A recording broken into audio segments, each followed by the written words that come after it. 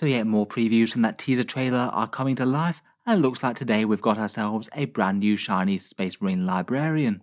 Let's look at some runic Terminator armor, Force Axe and Stormbolter goodness, and no, he doesn't have psychic nipples. I'm not sure what you're talking about.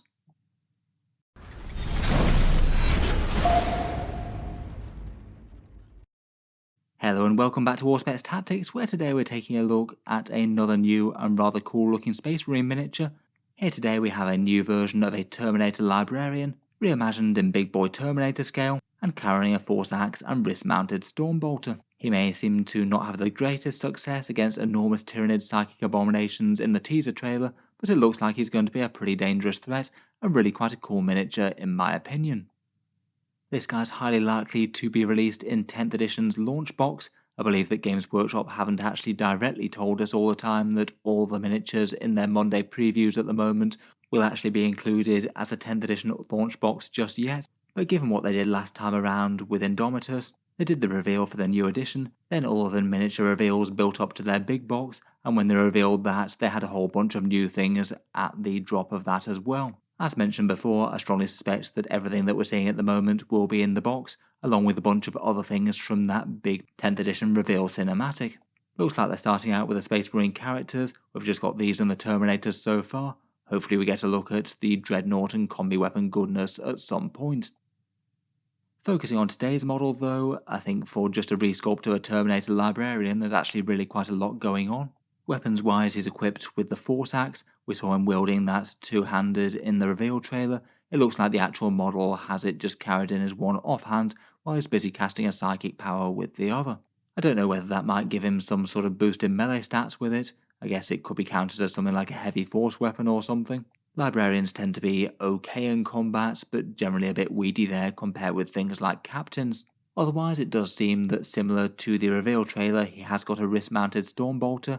He's very much going for this Grey Knight style, it would seem. Two hands free to wield his force weapons and go about casting his psychic powers if he needs to. Quite a cool little aside, that one. I do wonder whether or not this miniature will be aimed at Grey Knights players as well as standard Space Marines.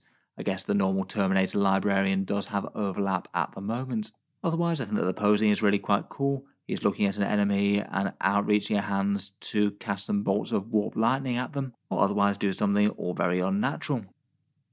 Otherwise, I think that perhaps one of the most interesting things about him is that this is a very different interpretation on Librarian armor. As per the trailer, it does look like he's got some rather fun glowing runic Terminator armor, maybe taking a little bit of a leaf out of the Space Wolves book. For all the previous Terminator Librarian models, they've generally been just in the same matte colour. Older ones tended to have slightly more ultramarine style blue. Some of the more recent ones go for this slightly more darker shade of blue. You can see it's got a little bit of contrast compared with the ultramarine's colour that's behind the chapter logo on his right shoulder pad. But previously the standard Space Marine Librarians haven't been inset with glowing runes. Maybe it's a bit of a different trend for their appearance going forward. I think it does look really quite cool on this miniature, to be honest. I guess maybe I'd be a little bit apprehensive as to everyone's paint job with the glowing runes being quite as good as their heavy metal teams, to be honest. Just feels like quite a fine working effect that might be a little bit tricky to pull off for your average or newer hobbyist. I guess you could always just paint the armor matte though. There's nothing saying that you have to try and pull off the glow effect. I must admit, and as I've seen a few people point out already, he does have a couple of little glowing psychic points in a rather unfortunate sort of placing on his chest there. Looks like Magnus the Red's miniature isn't the only one that's got nipples touched by the warp. Otherwise, for details on the model, he's got a psychic hood with some big cables feeding into it. It seems that even compared with previous Librarian models, they've gone for some big old retro colouring there, yellow and red feeding into that. I guess you could go for something a bit more subtle, maybe metallic or black if you wanted. And I think as Games Workshop's miniatures go, he's got a fairly cool facial expression, a mustachioed Librarian focusing on doing something psychic. I strongly suspect that this miniature is going to be a monopose one, given that it will almost certainly be in the launch box.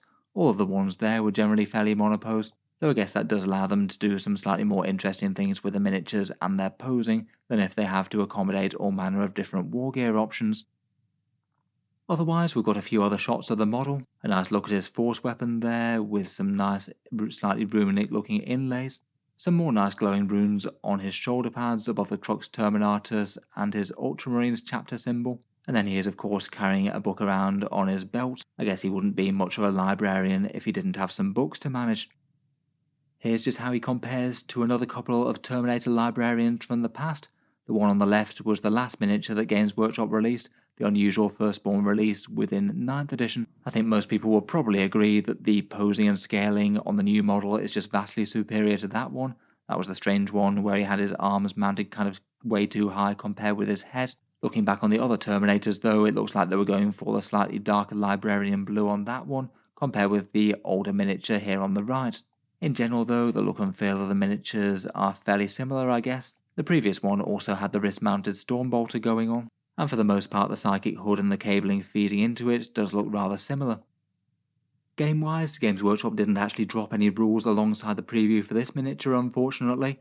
I'm sure we'll get some more details in the not too distant future though, but they have given us some hints as to how characters and psychic will work. Hopefully they'll follow up with a full psychic teaser at some stage. We know that as per characters, it's going to be a leader of a squad as opposed to just a lone wolf as they work in 8th and 9th. As per the keyword type restrictions that we saw before, he's probably going to have to join a Terminator unit and nothing else. Should be able to pick between regular Terminators and assault squads and everything like that though.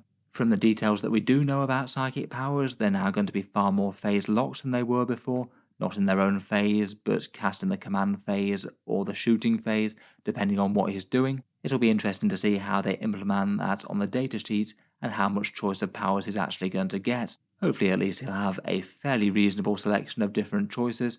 The teaser trailer did actually mention Veil of Time, so maybe that's a soft hint that that one might not have gone away.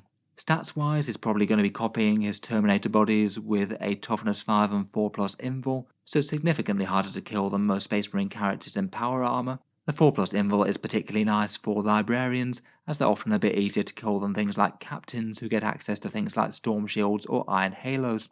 It's possible he might get some restricted war gear. If the release of this model does mean that Games Workshop aren't selling any other librarian miniatures, it might just be a force axe and nothing else. I guess there are other librarians in circulation though, say for example that one in the Grey Knight Combat Patrol. We still have another plastic librarian being sold, so that might mean that you can still equip him with different things. Otherwise, just going by current Terminator librarians, he should probably have Deep Strike and some boosted psychic denial rules from his psychic hood, maybe not too different from how it works now. I feel like the psychic phase in 8th and 9th has worked better than it has for most of the rest of 40k, so I kind of hope they don't mess with it too much.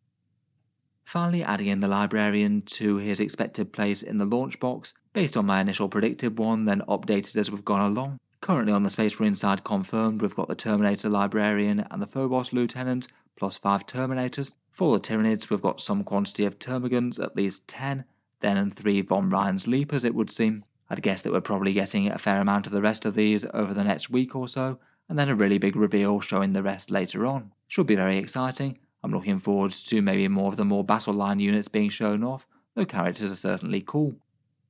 In any case though, let me know your thoughts on the new Terminator down in the comments below. What do you make of the Space Marine releases so far? And feel free to subscribe to Auspex Tactics, where I'll certainly keep the regular 40k updates coming. I do tend to post new things just about every day. I'm sure we'll have loads more to talk about for 10th. Finally, if you have been enjoying all the videos on the channel and you'd like to help support, I would just like to mention that Auspex Tactics does have a Patreon page as well, and you can find that links down in the video description below if you'd like to help keep these videos coming. Channel patrons do get a few advantages, seeing certain videos early, regular votes to see what sort of things happen next on the channel, and automatic entry into the regular prize giveaways with the chance to win some big model kits each month. If any of that sounds good to you or you'd just like to help support, the link is down in the video description. In any case, a massive thank you for listening, and I'll hope to see you guys next time.